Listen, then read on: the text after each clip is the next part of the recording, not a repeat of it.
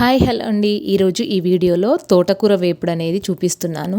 ఇది చాలా హెల్దీ. అలాగే పిల్లలు ఆకుకూరలు ఇష్టంగా తినకపోతే ఈ విధంగా వేపుళ్ళు చేసి పెట్టినా చాలా బాగా తింటారండి. ఎందుకంటే అంత టేస్టీగా ఉంటుంది ఈ వేపుడు అనేది. ఎక్కువ స్పైసీగా లేకుండా చాలా కమ్మగా ఉంటుంది. ఇది ఎలా ప్రిపేర్ చేసుకోవాలో ఏంటి అనేది ప్రాసెస్ చూద్దాము.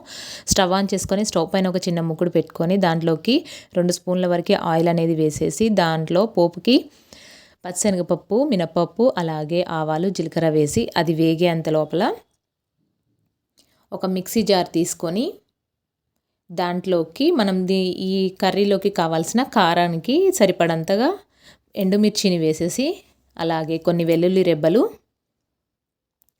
మన కర్రీకి సరిపడంత ఉప్పు కూడా వేసేసుకొని మిక్సీ పట్టి పక్కకు పెట్టేసుకోవాలి. మీకు నచ్చితే దీంట్లో ఎండు కొబ్బరి ముక్కల్ని కూడా వేసేసుకోవచ్చండి. అట్లా కూడా టేస్ట్ చాలా బాగుంటుంది. వాటిని మిక్సీ పట్టేసుకొని పక్కకు పెట్టుకోవాలి. ఇప్పుడు పోపు అనేది వేగిన తర్వాత దీంట్లోకి సన్నగా కట్ చేసుకున్న ఉల్లిపాయ ముక్కల్ని కూడా వేసి ఆ ఉల్లిపాయ ముక్కలు పోపు అంతా కూడా బాగా వేగనిచ్చుకోవాలి. వేపుళ్ళు అనేవి ఈ పోపు బాగా వేగితే టేస్ట్ అనేది బాగుంటుంది. నేను ఇక్కడ ఒక చిన్న తోటకూర కట్టని ఈ విధంగా తీసుకొని ఆకుల వరకు తుంచి కట్ చేసి వేసుకోవాలి.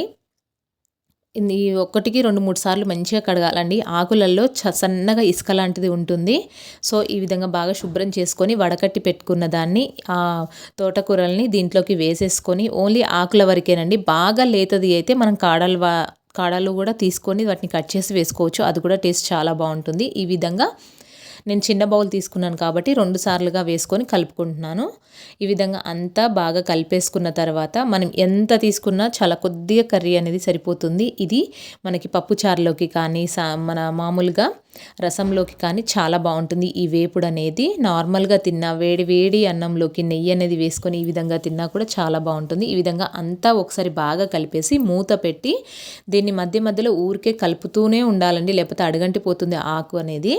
ఈ విధంగా కలుపుతూ ఉంటే మొత్తం దగ్గర పడిపోతూ ఉంటుంది. ఈ విధంగా ఆకంతా బాగా ఫ్రై అయిపోయి మధ్యలో చాలాసార్లు కలపాల్సి వస్తుందండి. ఎందుకంటే మనం పెద్ద స్టవ్ మీద పెట్టుకుంటే మాత్రం మాడిపోతుంది తొందరగా. సో ఊరికే కలుపుకుంటూనే ఉండాలి మూత తీసుకుంటూ. ఈ విధంగా అంతా బాగా వేగిన తర్వాత దీంట్లోకి కొంచెము పసుపు అనేది వేసేసి ఒకసారి అంతా బాగా మిక్స్ చేసుకున్న తర్వాత మనం ముందుగానే మిక్సీ పట్టి పెట్టుకున్న కారం ఉంది కదా, కారం, వెల్లుల్లి, అలాగే ఉప్పు మనం మిక్సీ పట్టుకున్న దాన్ని కూడా దీంట్లోకి వేసేసుకొని అంతా ఒకసారి బాగా మిక్స్ చేసేసుకొని కలిపేసి మూత పెట్టి ఒక 2 to 3 minutes ఉడికించుకుంటే సరిపోతుంది. ఆకుకూరలు అనేవి తొందరగా ఉడికిపోతాయి. కానీ దాంట్లో మాయిశ్చర్ అనేది పోయేంత వరకు చూసుకొని ఉడికించుకోవాలి. లేదంటే కొంచెం పచ్చిగా ఉండిపోతుంది. చాలా సింపుల్గా ప్రిపేర్ చేసుకోవచ్చు ఈ తోటకూర వేపుడు అనేది. ఈ ఆకుకూరలతో చేసిన ఏ ఐటమ్ అయినా చాలా బాగుంటుందండి. పాలకూర పప్పు కానీ, తోటకూర పప్పు, ఇలా చుక్కకూర పప్పు, పచ్చళ్ళు అవి కూడా చాలా బాగుంటాయి. అంతేనండి, చాలా సింపుల్గా ఈ తోటకూర వేపుడు అనేది రెడీ అయిపోతుంది. మీకు కూడా ఈ ప్రాసెస్ అనేవి నచ్చితే మీరు కూడా తప్పకుండా ట్రై చేసి ఎలా వచ్చింది ఏంటి అనేది నా కమెంట్ బాక్స్లో కమెంట్ చేయండి. అలానే నా ఛానల్ని లైక్ చేయండి. మీ ఫ్రెండ్స్ అండ్ ఫ్యామిలీస్కి షేర్ చేయండి. Thank you for watching.